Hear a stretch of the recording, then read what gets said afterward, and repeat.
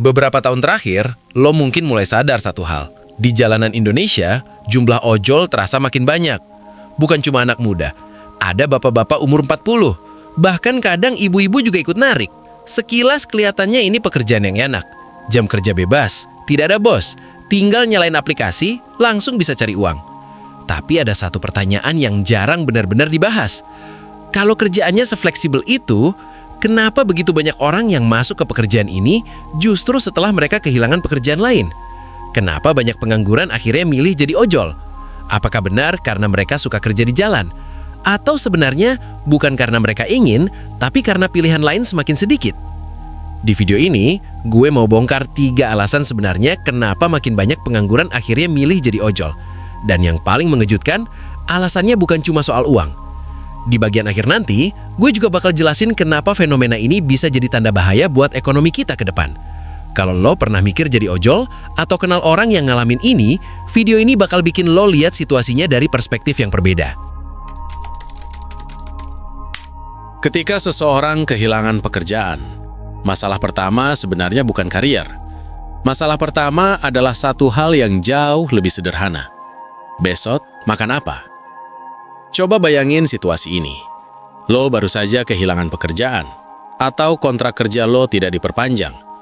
Tabungan mungkin ada, tapi tipis. Tagihan tetap jalan. Listrik harus dibayar. Kos atau cicilan rumah tetap datang tiap bulan. Belum lagi kebutuhan makan sehari-hari. Dan masalahnya, cari kerja baru itu tidak pernah instan. Prosesnya bisa panjang banget. Kirim CV ke puluhan perusahaan. Menunggu balasan yang kadang tidak pernah datang. Interview 1, interview 2. Tes lagi, interview lagi. Dan setelah semua proses itu, jawabannya bisa saja tetap sama. Maaf, kami memilih kandidat lain. Sementara hidup lo tidak bisa pos menunggu HRD memutuskan nasib lo. Di titik seperti ini, banyak orang mulai mencari satu hal saja. Bukan pekerjaan impian, tapi uang secepat mungkin. Dan disitulah ojol terlihat sangat menarik. Karena dibanding hampir semua pekerjaan lain, proses masuknya luar biasa cepat. Lo tidak perlu ijazah tinggi, tidak perlu pengalaman kerja tertentu, tidak perlu interview panjang. Cukup daftar, verifikasi data, dan kalau semua lolos, besok lo sudah bisa narik. Bahkan di beberapa kasus, hari itu juga sudah bisa mulai jalan. Coba bandingin dengan kerja formal. Untuk dapat pekerjaan dengan gaji UMR saja, kadang orang harus menunggu berbulan-bulan. Sedangkan ojol memberikan sesuatu yang sangat sederhana tapi sangat penting bagi orang yang sedang kesulitan, yaitu kecepatan. Kecepatan untuk menghasilkan uang. Makanya banyak driver ojol yang sebenarnya tidak pernah bercita-cita kerja di jalan. Ada yang dulunya kerja di pabrik, ada yang mantan karyawan kantor, ada juga yang baru saja kena PHK. Bahkan beberapa driver yang pernah gue temui itu lulusan sarjana, bahkan S2. Artinya apa? Masalahnya bukan mereka tidak punya kemampuan. Masalahnya adalah mereka butuh solusi cepat untuk bertahan hidup. Dan disinilah kita harus jujur melihat realita. Buat banyak orang, ojol bukan pilihan karier. Ojol adalah mode survival. Cara paling cepat untuk tetap punya uang hari ini. Karena ketika hidup sedang kepepet, orang tidak selalu punya kemewahan untuk berpikir jangka panjang. Yang penting satu dulu, hari ini bisa makan, besok baru dipikirkan lagi. Ironinya sekarang, cari kerja sering terasa lebih sulit daripada bekerja itu sendiri. Coba lo lihat saja banyak lowongan kerja hari ini. Persyaratannya kadang terasa seperti daftar kemampuan superhero. Harus bisa ini, harus bisa itu, harus menguasai berbagai software, harus punya pengalaman kerja. Tapi ketika lo lihat bagian gajinya, kadang cuma UMR. Di satu sisi, perusahaan minta skill yang tinggi. Di sisi lain, imbalannya sering terasa tidak sebanding. Dan ini belum bicara soal persaingan. Setiap tahun, jutaan orang lulus dari SMA, kuliah, atau sekolah kejuruan. Semua masuk ke pasar kerja yang sama. Semua melamar posisi yang sama. Akibatnya, satu lowongan kerja bisa diperebutkan oleh ratusan, bahkan ribuan orang. Belum lagi ada satu hal yang sering bikin frustasi banyak orang, yaitu batas usia. Kalau lo masih fresh graduate, sering dianggap belum punya pengalaman. Tapi begitu umur lo lewat 30, banyak perusahaan mulai melihat lo sebagai risiko. Seolah-olah kemampuan seseorang tiba-tiba berhenti berkembang setelah usia tertentu. Padahal realitanya tidak selalu begitu. Banyak orang justru baru matang secara skill dan pengalaman setelah umur segitu. Tapi sistem rekrutmen sering tidak melihat itu. Akhirnya banyak orang terjebak di situasi yang serba salah. Yang muda dianggap belum siap. Yang lebih tua dianggap terlalu mahal atau kurang fleksibel. Dan di tengah situasi seperti ini, semakin banyak orang yang mulai merasa pintu kerja formal makin sempit. Gue pernah ngobrol dengan beberapa driver ojol di perjalanan. Ada yang dulunya kerja di perusahaan logistik. Ada yang mantan staf kantor. Ada juga yang baru saja kontraknya habis dan tidak diperpanjang. Waktu gue tanya kenapa akhirnya jadi ojol, jawabannya sering mirip. Cari kerja lagi susah. Bukan berarti mereka tidak mau kerja, justru mereka mau bekerja. Tapi sistem yang ada sering membuat proses masuk ke pekerjaan formal terasa sangat sulit dan panjang. Di situasi seperti ini, ojol muncul sebagai alternatif yang paling realistis. Tidak ada batas usia yang terlalu ketat. Tidak ada proses seleksi yang berlapis-lapis. Tidak perlu pengalaman kerja tertentu. Selama lo punya motor dan bisa daftar di aplikasi, lo sudah bisa mulai menghasilkan uang. Dan di titik ini, kita mulai melihat pola yang menarik. Banyak orang tidak masuk ke dunia ojol karena itu pekerjaan impian. Mereka masuk karena aksesnya paling mudah dibanding pekerjaan lain. Ketika pintu kerja makin sempit, ojol menjadi salah satu pintu yang masih terbuka. Kalau lo sering lihat iklan atau promosi soal ojol, biasanya ada satu kata yang selalu muncul. Fleksibel. Lo bisa kerja kapan saja. Tidak ada bos yang mengatur jam kerja. Tidak ada kantor yang harus didatangi setiap pagi. Kedengarannya seperti kebebasan yang banyak orang impikan. Tapi ada satu hal penting yang jarang benar-benar dibahas. Di sistem ojol, driver tidak dianggap sebagai karyawan. Mereka disebut sebagai mitra. Sekilas kedengarannya keren. Seolah-olah posisinya setara, seperti kerja bareng. Tapi di dunia bisnis, status ini punya arti yang sangat jelas. Kalau lo bukan karyawan, berarti perusahaan juga tidak punya tanggung jawab penuh terhadap lo. Artinya, tidak ada gaji tetap, tidak ada THR, tidak ada dana pensiun. Semua penghasilan lo benar-benar bergantung pada berapa banyak order yang masuk hari itu. Di hari yang bagus, mungkin order ramai. Dari pagi sampai malam, notifikasi terus masuk. Tapi di hari lain, situasinya bisa sangat berbeda. Aplikasi sepi, order jarang muncul. Lo tetap di jalan berjam-jam, tapi uang yang masuk sangat sedikit. Belum lagi ada biaya yang sering tidak kelihatan dari luar.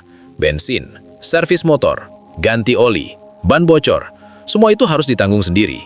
Kalau motor tiba-tiba rusak, sederhana saja konsekuensinya. Penghasilan langsung berhenti. Karena motor itu bukan cuma kendaraan. Buat driver ojol, motor adalah alat produksi utama. Kalau alatnya tidak bisa dipakai, berarti hari itu tidak ada pemasukan. Dan ini belum bicara soal faktor lain yang tidak bisa dikontrol. Cuaca misalnya. Hujan deras bisa bikin jalanan macet dan perjalanan lebih lama. Kadang order justru turun. Kadang juga ada order fiktif yang bikin driver rugi waktu dan tenaga. Semua risiko itu ditanggung sendiri. Disinilah kita mulai melihat sisi lain dari kata fleksibel. Fleksibel memang berarti lo bisa kerja kapan saja. Tapi fleksibel juga berarti tidak ada kepastian. Tidak ada angka pasti yang bisa lo pegang setiap bulan.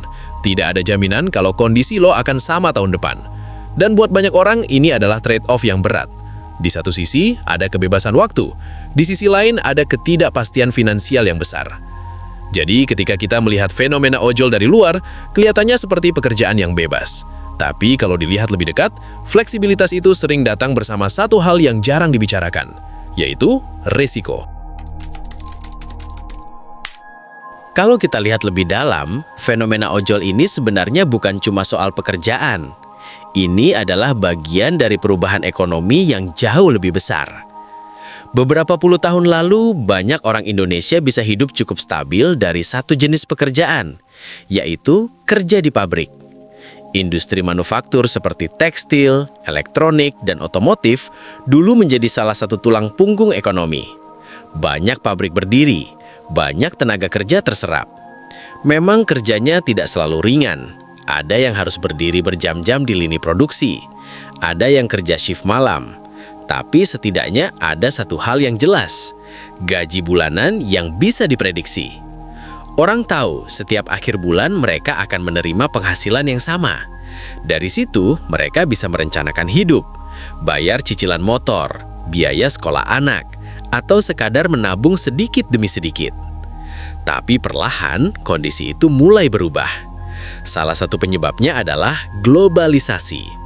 Perusahaan sekarang tidak lagi terpaku pada satu negara. Mereka selalu mencari tempat produksi yang paling efisien. Kalau ada negara lain yang biaya tenaga kerjanya lebih murah, pabrik bisa saja pindah ke sana. Akibatnya, beberapa pabrik yang dulu menyerap banyak pekerja mulai tutup atau relokasi. Dan ketika pabrik tutup, ribuan orang bisa kehilangan pekerjaan sekaligus. Belum lagi ada faktor lain yang semakin kuat beberapa tahun terakhir, yaitu otomatisasi. Teknologi membuat banyak pekerjaan yang dulu dilakukan manusia sekarang bisa digantikan mesin. Di beberapa pabrik modern, satu robot bisa melakukan pekerjaan yang dulu membutuhkan beberapa pekerja sekaligus. Buat perusahaan, ini tentu lebih efisien. Mesin tidak perlu cuti, tidak sakit, tidak menuntut kenaikan gaji. Tapi buat tenaga kerja, dampaknya sangat besar. Karena setiap mesin yang masuk sering berarti lebih sedikit manusia yang dibutuhkan. Akibatnya, pekerjaan yang dulu dianggap stabil perlahan mulai berkurang. Orang yang sebelumnya punya penghasilan tetap setiap bulan, tiba-tiba harus mencari cara baru untuk bertahan. Dan di tengah perubahan ini, muncul satu jenis sistem kerja yang semakin populer. Namanya gig economy, kerja berbasis proyek atau order, bukan gaji bulanan. Ojol adalah salah satu contoh paling nyata dari sistem ini. Tidak ada kontrak jangka panjang, tidak ada kepastian penghasilan, tapi aksesnya mudah. Dan buat orang yang kehilangan pekerjaan stabil, ini sering menjadi jalan yang paling realistis untuk tetap menghasilkan uang. Jadi ketika lo melihat banyak orang beralih menjadi ojol, sebenarnya itu bukan sekadar tren pekerjaan. Itu adalah tanda bahwa ekonomi sedang berubah. Dari pekerjaan yang stabil dan jangka panjang, menuju sistem kerja yang lebih fleksibel, tapi juga lebih tidak pasti. Dan perubahan ini kemungkinan besar akan terus terjadi. Kalau kita tarik garis besarnya, fenomena ini sebenarnya cukup jelas. Banyak orang jadi ojol bukan karena itu pekerjaan impian mereka. Sebagian besar orang tidak pernah tumbuh dengan cita-cita, "Gua pengen kerja di jalan seharian." Tapi ketika hidup sedang sulit, ketika pekerjaan lama hilang, dan ketika pilihan lain terasa makin sempit, ojol sering jadi pilihan yang paling realistis. Bukan yang paling ideal, tapi yang paling cepat bisa dijalani. Dan di titik ini, kita juga perlu mengubah cara pandang kita. Banyak orang sering melihat ojol dengan nada merendahkan, seolah-olah itu pekerjaan yang tidak sukses. Padahal kalau dilihat lebih jujur, ojol justru menunjukkan sesuatu yang sangat manusiawi, kemampuan orang untuk beradaptasi. Ketika sistem ekonomi berubah, ketika pekerjaan stabil mulai berkurang, orang-orang tetap mencari cara untuk bertahan. Mereka tidak berhenti, mereka menyesuaikan diri dengan realita yang ada. Dan itu sebenarnya bukan tanda kemalasan, itu tanda ketahanan hidup. Tapi dari fenomena ini, ada beberapa pelajaran penting buat kita semua. Pertama, jangan terlalu bergantung pada satu sumber penghasilan, karena dunia kerja sekarang berubah lebih cepat dari yang kita kira. Kedua, mulai bangun skill yang relevan dengan perubahan zaman, skill digital, bisnis, atau kemampuan yang bisa membuat lo tetap punya nilai di pasar kerja. Dan yang ketiga, mulai belajar mengelola uang dan investasi, karena tujuan akhirnya bukan cuma bekerja keras hari ini, tapi membangun sistem yang membuat masa depan lo lebih aman. Sekarang gue penasaran dengan pendapat lo. Menurut lo sendiri, kenapa makin banyak orang akhirnya memilih jadi ojol? Apakah karena ekonomi, karena sistem kerja, atau ada alasan lain yang mungkin belum banyak dibahas? Coba tulis pendapat lo di kolom komentar. Dan kalau lo suka konten yang ngebahas realitas finansial dan mindset seperti ini, jangan lupa subscribe channel ini. Karena di channel ini kita bukan cuma ngobrol soal uang, tapi juga cara memahami permainan ekonomi yang sedang kita jalani hari ini.